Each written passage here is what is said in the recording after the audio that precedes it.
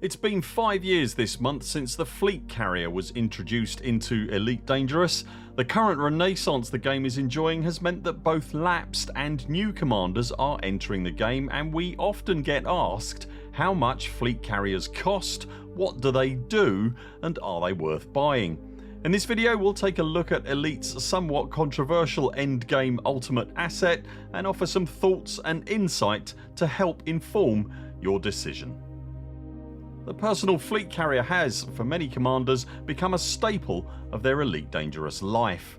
What became the personal fleet carrier was initially much delayed, reworked and redesigned following its headline grabbing reveal announcement during the Frontier Expo live event at the tail end of 2017. Originally pitched as a squadron owned asset, by the time the feature eventually entered the game in June of 2020 it had morphed, following significant player feedback and discussion, into the personal fleet carrier that we know today. First of all, allow me to address one issue right away. Whilst a fleet carrier is technically a large starship, in reality it really isn't. It's a starport that moves.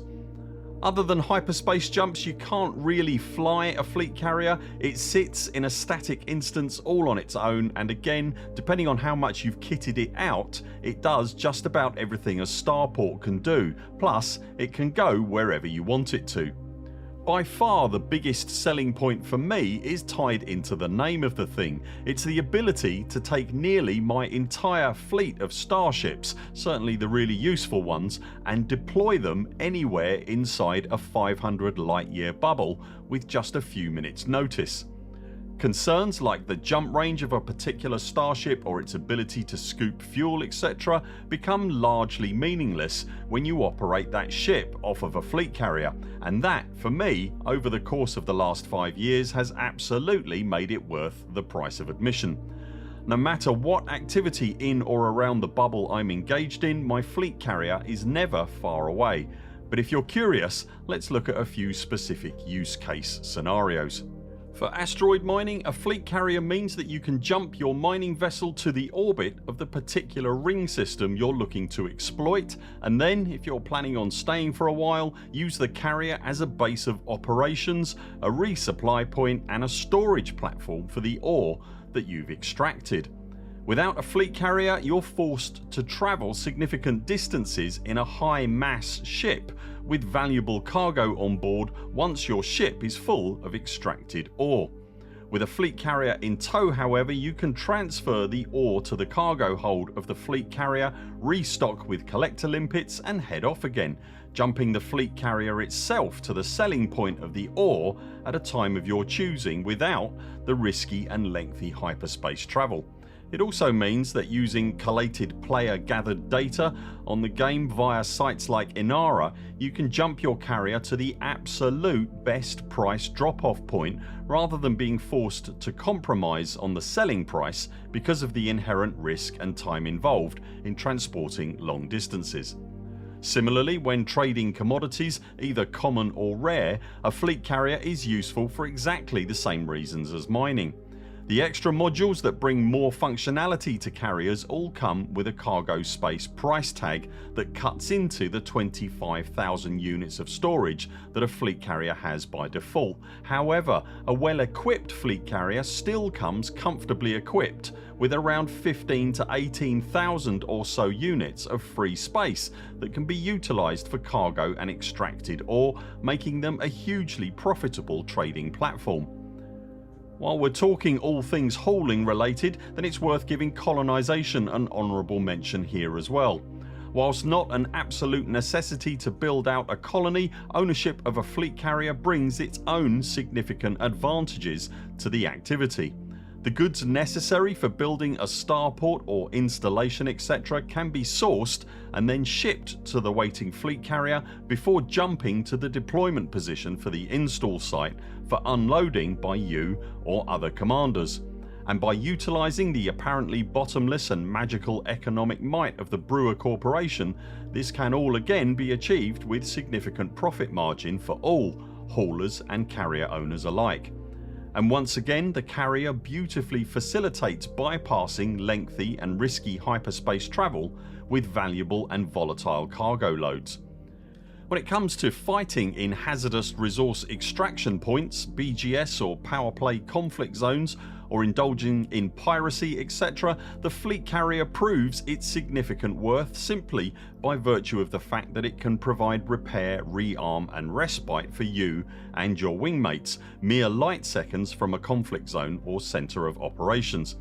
It has the added bonus of having the jump range and power projection abilities that can so often elude more combat capable vessels without compromising their endurance or their combat capability.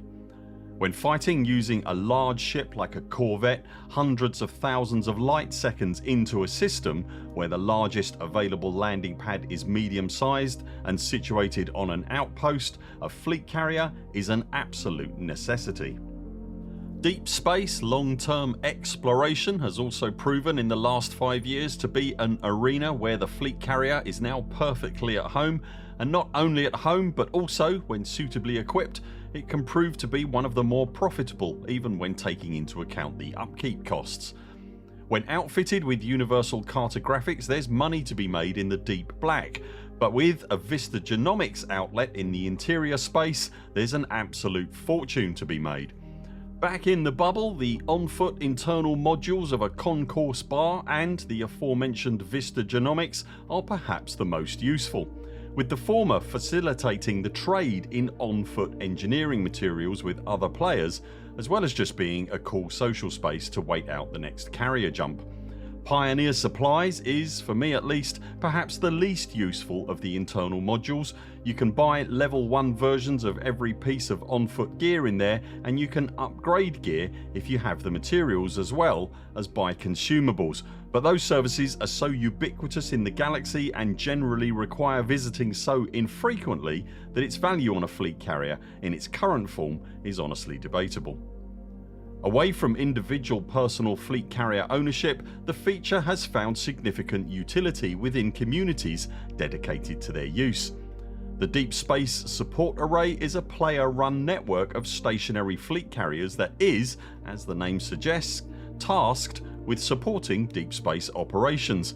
There is generally one in every sector of the galaxy, and they each hold, at the very least, a universal cartographics module so that volatile exploration data can be handed in, securing discoveries and funding the explorer, as well as further funding forward the fleet carrier itself, which takes a cut of the payout. You can find maps to help you find your nearest DSSA carrier in the description below this video. The ability for a fleet carrier to carry ships other than those of the carrier owner over huge distances, as you might imagine, has not gone unnoticed either, with regular carrier shuttle services now moving between Colonia, Beagle Point and the Bubble at the very least.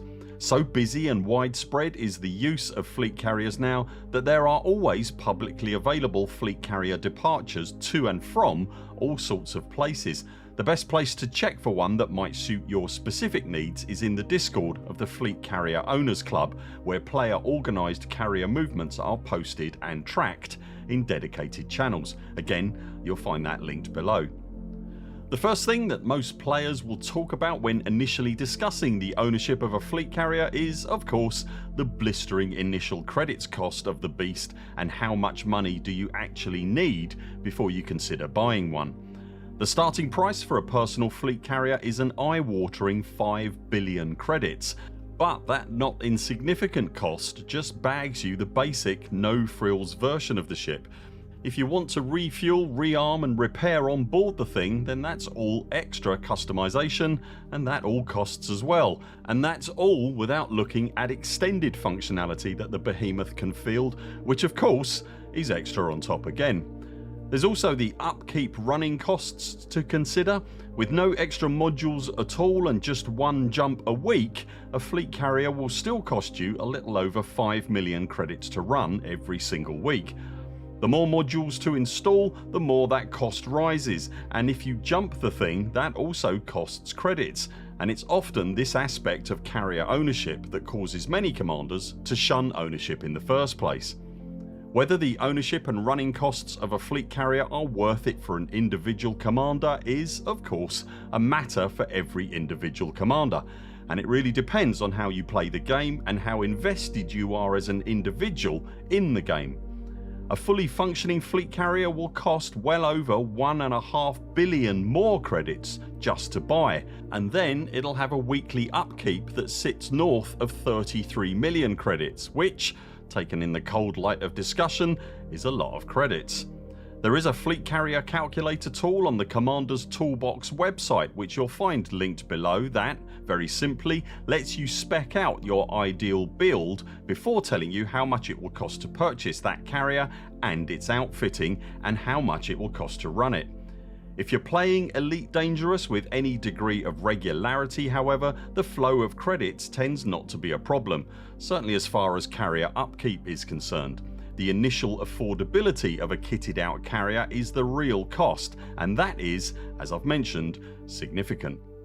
It perhaps doesn't need underlining again, but I'm going to nonetheless. How you play Elite and how much you play Elite is going to drive whether a fleet carrier is worth your investment, and for the more casual player, then that is likely a quick decision and a short answer. If however you're a longer term player and, like many of us, can see yourself being an active commander for many years to come, then I solemnly believe the utility of the fleet carrier is undeniable.